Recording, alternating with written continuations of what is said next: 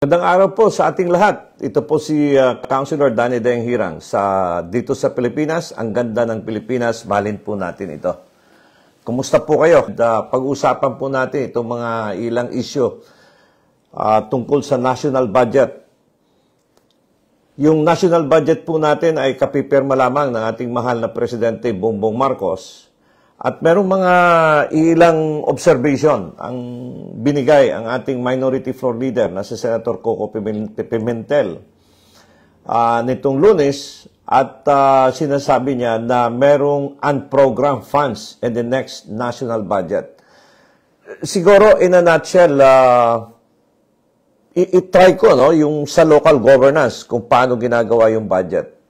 But at the start, pwede natin tingnan yung separation of power.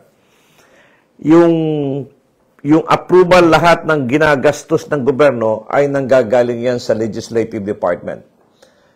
Sa national level, yung pangbuong Pilipinas na panggobyerno ay nanggagaling sa Congress at eventually ay pupunta ito sa Senate. Yun ang tinatawag nilang power of the purse. Sila yung may control ng budget, yung mga congressman at saka senador.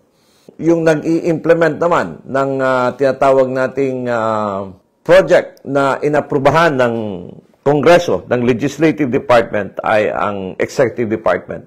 Ang Executive Department po, ito po yung mga mayor, governors, presidente. In the case of the national level is the president.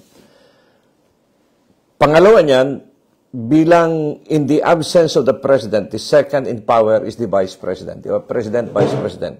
Kung merong full-fledged colonel, merong lieutenant colonel yun. Then, in the case of provincial level, you have provincial governor, then vice governor, mayor, and vice mayor. Pag merong interpretation at hindi magkaintindihan sa batas, ang sumusunod dyan ay, ang nag-i-interpret niyan ay judiciary, Supreme Court. So, may sinasabi dito si Senator Pimentel, that Senate Minority Floor Leader, Senator Coco Pimentel, revealed the close tripling of the proposed unprogrammed funds in the next year national budget. From Malacanang original proposal of 281 billion, Pimentel said the unprogrammed funds jumped to 731 billion. So tumaas, halos doble. Ngayon, after the bicameral committee, siyempre, yung Senate at saka Congress, minsan umuupo yan, inaayos talaga nila yung listahan.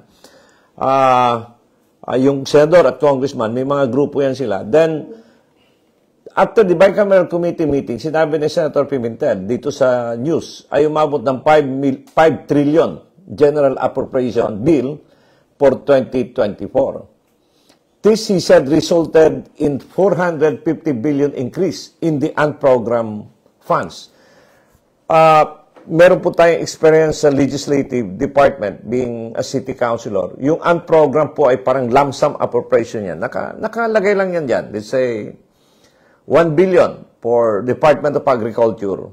Yung mga program ay isasubmit later on. Yun ang tinatawag nilang unprogrammed funds. Ngayon, dito, may we know what happened, Mr. President? Tanong ni Coco Pimentel. Ano nangyari, President Marcos?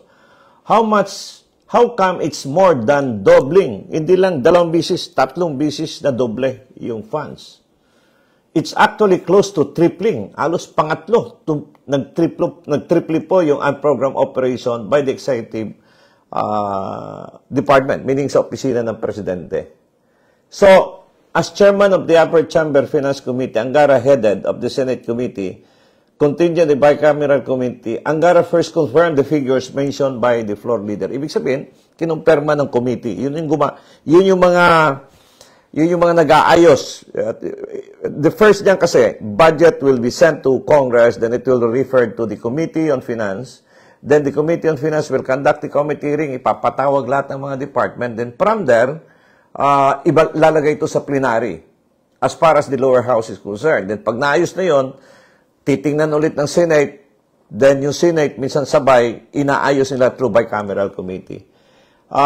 Sinabi ni Senator Angara na more or less tama yung analysis ni Senator Pimentel. Pimentel, however, pointed out the budgetary cuts in the miscellaneous personal benefits, the pension funds, even the Philippine Health Insurance, according to him, was slashed by 36 billion. So, nawala yun, no? Ang PhilHealth funds were both cut by 40 billion. I'm just worried what this practice, sabi ni Senator Pimentel. Definitely, that was not invention by the Executive Department.